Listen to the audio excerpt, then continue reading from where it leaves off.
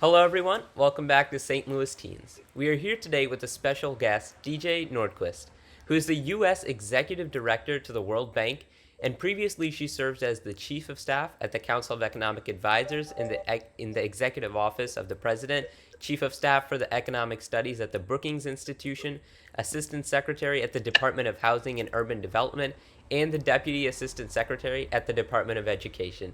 DJ, we thank you so much for your phenomenal service to our country and to the world. Thanks for having me.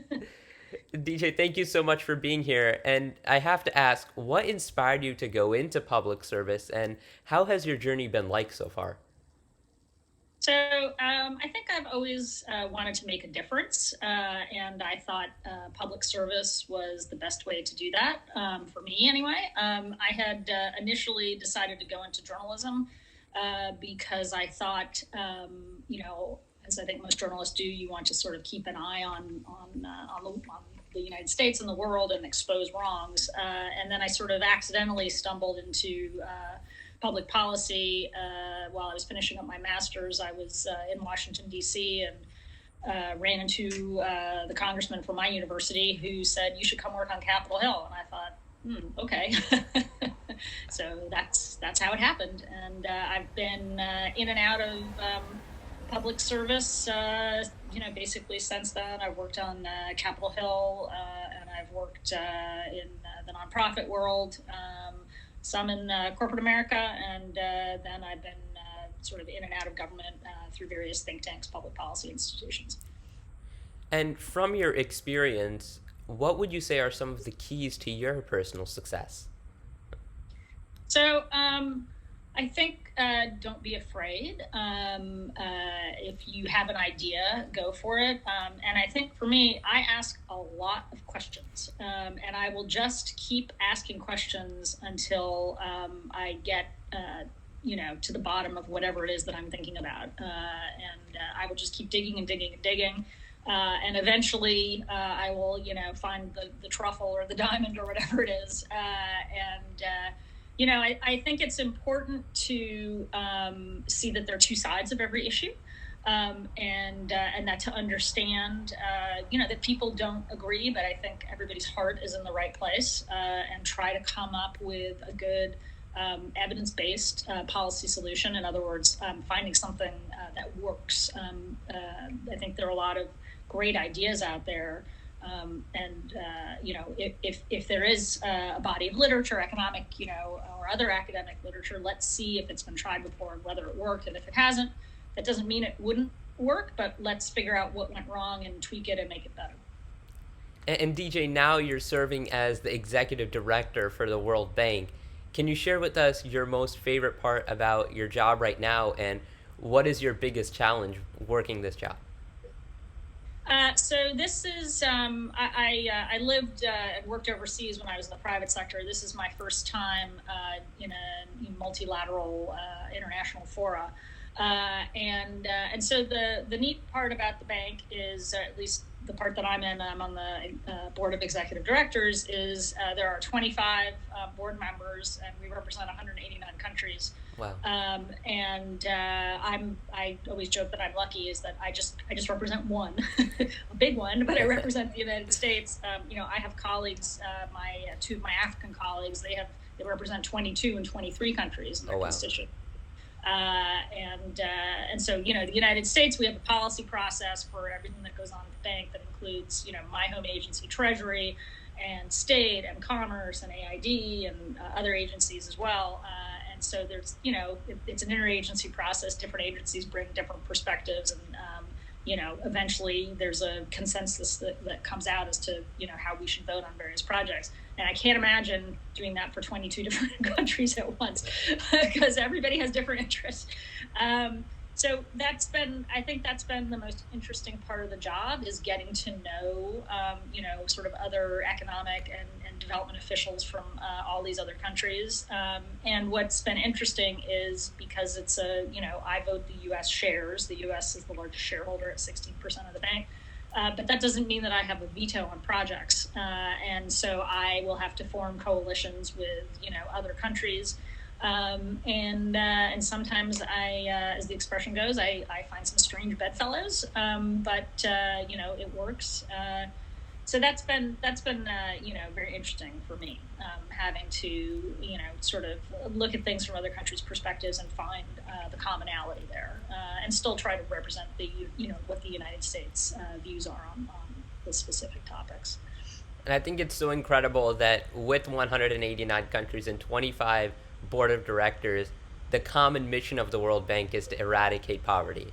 And how is COVID 19 now shaping the way we work to end poverty? And how do you see the World Bank and our government executing that common mission to end poverty during and post pandemic? So obviously, we here in the United States are struggling with the pandemic, but I think it's hard for us to understand what it's like in a developing country where there essentially is no healthcare system. I mean, some of these countries, I think they're lucky if they have one ventilator. I don't know how many the U.S. has produced at this point. I think we have more ventilators than we need. So it's hard because I mean it's a lofty goal to eradicate extreme poverty, and progress was being made, and unfortunately COVID is going to probably set us back about 10 years towards that goal, and it all happened obviously very quickly, unfortunately. Some countries are able to handle it better than others. Our economy, the U.S. economy, it's about a 9% annualized drop in GDP, 32% annualized. Other countries are actually worse. Particularly Europe, I would say. So it's hard. It's hard when the developing world is struggling, and it's hard on the developed countries because a lot of the developing world depends on the developed countries. And so basically, you have, as I'm sure your listeners know, or your viewers know, massive global recession. So it's hard, and particularly in a developing country, there are sort of secondary effects that I think a lot of people don't think about. For instance, if schools are closed, as they are in this country for a lot of kids, that denies particularly girls the ability to have someplace to go every day, and so you're seeing sort of an increase in teenage violence and rape and things like that, which is obviously just awful. And the World Bank has spent a lot of time trying to help countries deal with problems like that. I was part of there was a project in Tanzania that was focused on not rape specifically, but trying to decrease teenage poverty. And part of the issue was that a lot of schoolgirls were getting assaulted or raped on their way to school because school was so far from their house. So this project, the idea is to build some schools closer in these rural areas to decrease the teen pregnancy rate. So, it's not just girls. Obviously, there's an increase in domestic violence, increase in theft. The list goes on and on and on, which is unfortunate. And I think those sort of collateral or secondary effects of COVID-19 are also important to consider, especially the effects that they may have on teens and youth. And DJ, you bring in quite a bit of experience of education, economy, and policy, and you prioritize investing in our youth.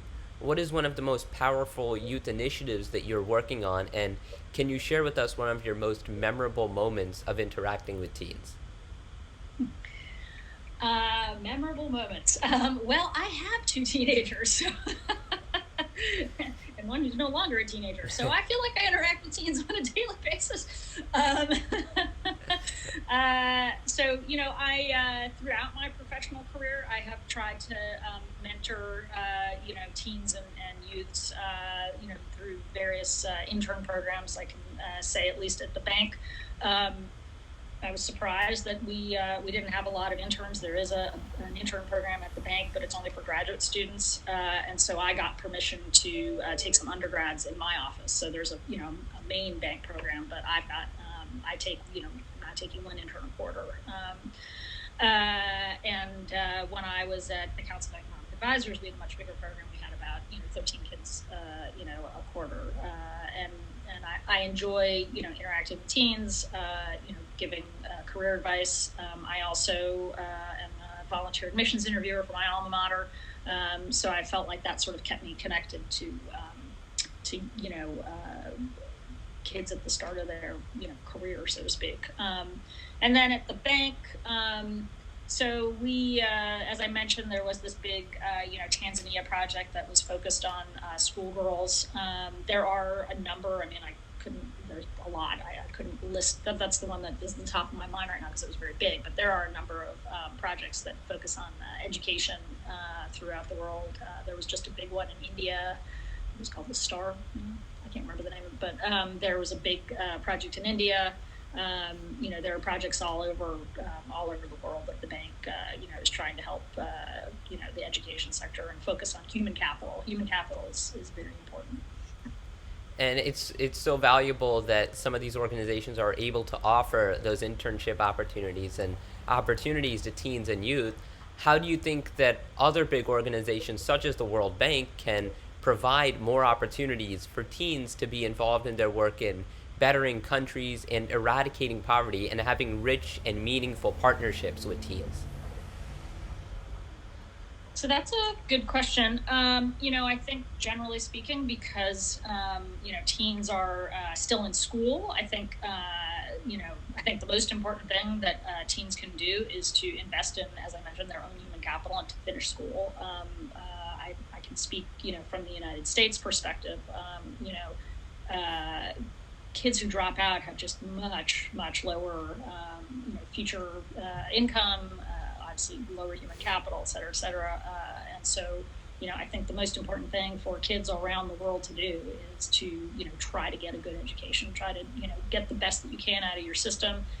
If kids have internet access, there are a lot of resources out there, Khan Academy, et cetera, et cetera.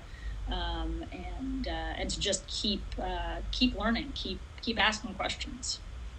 And now looking forward into the future, in your opinion, what is the outlook for teens, be it in terms of education, jobs, or the economy, and how can we be more prepared for the future? So I think because of COVID, this is a tough time. It's a tough time for everybody. I'm sure a lot of your viewers right now are struggling with online school. I know my kids are. I'm struggling with online work. In the World Bank setting, it's very difficult when you're trying to build coalitions and have collegial relations with people that you can't actually go and have a cup of coffee with them. So, I think my advice to teens is what I said before, like keep your head down, keep working. I know being online is really tough. Try to make the best of it. Try to use as many, resources as you can. Because we're in, a down cycle of the economy, the best thing that a young person can do is to stay in school as long as possible to ride out, the bottom of that wave. So that's, there is actually a lot of academic literature that shows the advantages of sort of staying in school, building up the human capital, and then entering the workforce, on an upcycle. I think for kids in the developing world, I think that's tough. I think that's really, really tough. I think I'm hopeful we're going to get through this pandemic one day.